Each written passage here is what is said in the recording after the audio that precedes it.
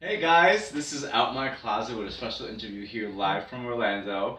I'm here with a guest, Angel Santiago, who is a friend of ours as well as a Pulse survivor. Welcome, welcome. Thank you. So we spent a great day today doing footage at Pulse for a new empowerment campaign, and thank you so much for participating in It that. was a lot of fun. Yeah. So besides what we did today, Angel has a story. Everyone has a story of how they were affected by Pulse, either if you were a direct survivor as he was, or if you were emotionally connected to someone. So let's start with this question: how were you affected by Pulse? Well, I was affected because I was shot actually twice. I was shot on my right knee here and also on my left foot. So both times the bullets actually went in and out. Thankfully though, like I'm doing really good. My knee didn't suffer any major damage. And here, my heel shattered. I have 7 screws and a plate. But as you can see, I'm doing pretty good, thankfully. So yeah. So okay, the hospital, that whole scenario, that part of the recovery is over. Thank God, yes. Okay. Yes. How are you doing emotionally? I know a lot of times people who are survivors of incidents as Pulse or other, traumatic experiences, Yeah.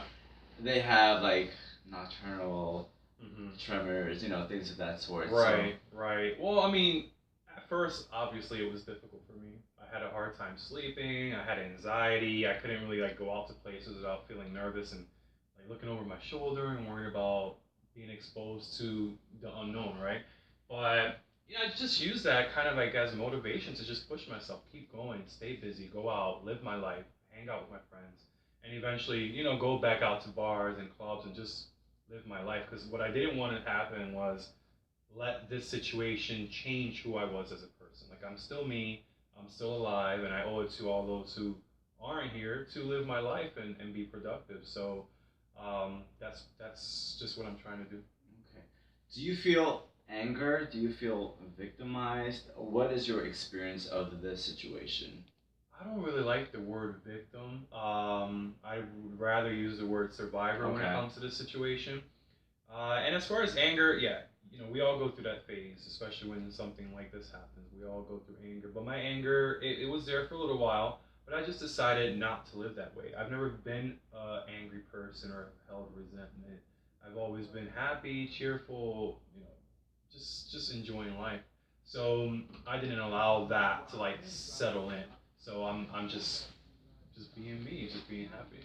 Okay. So tell me, what was Angel like growing up? What was your experience like? I know everyone has a coming out story. Yes. And Yes. was your experience? Tell me about your experience. Well, coming out. I was a PK, pastor's kid. Yeah. So being a pastor's kid, there's a joke that if you're a pastor's kid, You're the wild ones. you're the wild ones. But honestly, I really wasn't that wild, and I think the reason I wasn't too wild was because, like, for most of my life, I knew I was gay.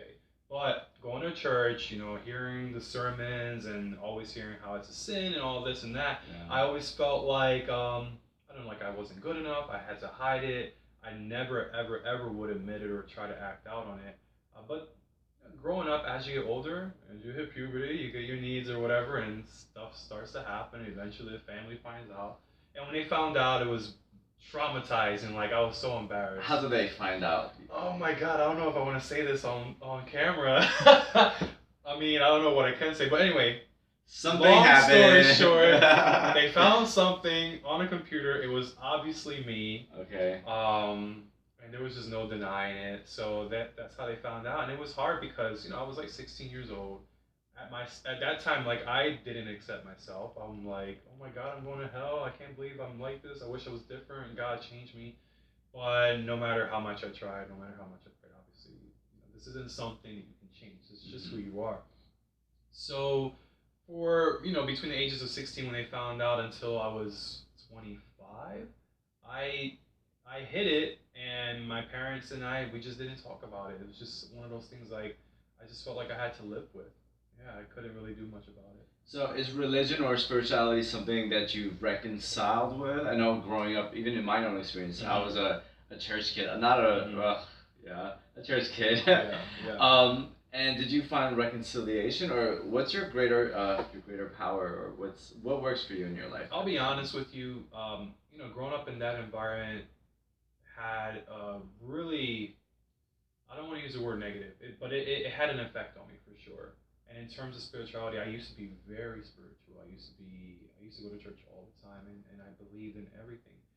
And growing older and coming to accept myself, and just, when your eyes open as an adult, you start to understand things a little bit differently.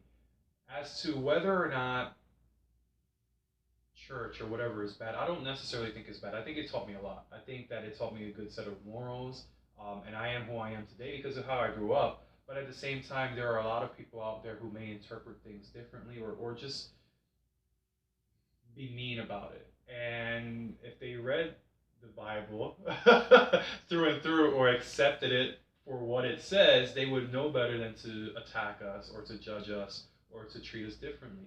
The Bible doesn't preach that. So it's just anywhere you go, you're going to encounter mean people. And the best thing you can do is try to move forward, and don't let it affect you as best as possible. Okay. I think that's a great perspective to have. A lot of times their families are really not accepting, especially coming from a church background, and a lot of young people that we've helped are young runaways because of a church experience. And I'm not saying church is bad. I'm not saying that religion doesn't have positive things. There are certain circumstances in which young people they flee from feelings of oppression. Yeah. So, what are words of encouragement that you would offer someone? And let's be specific now, who is growing up in the church, and are experiencing emotions and puberty and things happening, and then they know, like, a lot of times perhaps their parents or their church or what they've been taught, is not accepting, and they feel this overwhelming amount of guilt or shame. Yeah. How would you talk to someone in that specific place where you've been? Right. Well, everyone's situation is unique. Here's what I found out and how I eventually got through my experience. I felt like, number one, I loved my family, and my family loved me, and yet they weren't like belligerent toward me, so I never felt threatened or anything like that. I felt judged, yes, but never threatened. So my goal was gain your independence. Once you gain your independence and you don't need to rely on these people who would maybe bring you down, then you can be free to do your own thing. But one thing I would say is I was very surprised at the people who actually did support me versus the ones that didn't. I was very surprised. Yeah, you're going to have people who, once they find out, they'll judge you, they'll criticize you, they'll talk about you behind your back. They may just stop talking to you and your family altogether. But at the end of the day, those are the people that probably weren't really there for you to begin with. The people who are important, the people who are there for you, will stick by your side. And it's going to be a bit of a transition. Like, for example, my mom, she was a pastor in our church, and she didn't like the fact that I was gay. She always said, "You gotta pray, Angel. You gotta pray so God can change you." I'm like, "I'm trying, Mom. I'm trying, right?" But at the end of the day, like I said earlier, this is just who I am. There's no amount of praying that's going to take this away. I can try to deny myself, but that's just torture. It's not. I don't feel it's natural for you to deny yourself. You have these emotions because this is just how you are. This is how you were made. This is how God made you.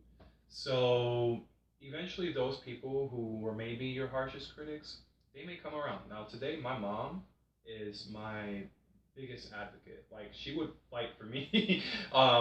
She's cut people off of her life, out of her life, because of their reaction to me. Like, for example, once this Pulse situation happened, and my face was put out there on the news, there were people that were talking bad. And she had to just make the decision, you know what, you're not supporting me, you're not supporting my son. I don't need you in my life. And it's sad that she had to do that, but at the same time, she's standing her ground, and she's advocating for me, for her son. And 10 years ago, I would have never really expected that. So that means a lot to me. Wow, so there was something positive that came out. Yeah. And even before Pulse, I would say I was out. I wouldn't say 100% out. Like, I wouldn't go to work waving a rainbow flag or anything like that. But But I was still cautious with who I told, and now it's like everyone knows. I really don't have a choice. Like everyone really knows. And honestly, I'm okay with it. Like things are a lot better now than they were when I was younger. So life isn't easy. No matter if you're gay, straight, whatever, life isn't easy. It's going to present challenges to you, and these challenges are what turn you into who you become as an adult. So just stick it out because not to sound cliche, but it really does get better. It really does. Wow, so take it from Angel and myself and all the church kids out there that survived and that found the ability to reconcile who they are and have a relationship with your higher power. So thank you, Angel, and Thank thank you you. for everyone for watching us. Take care, guys. Bye Bye. bye.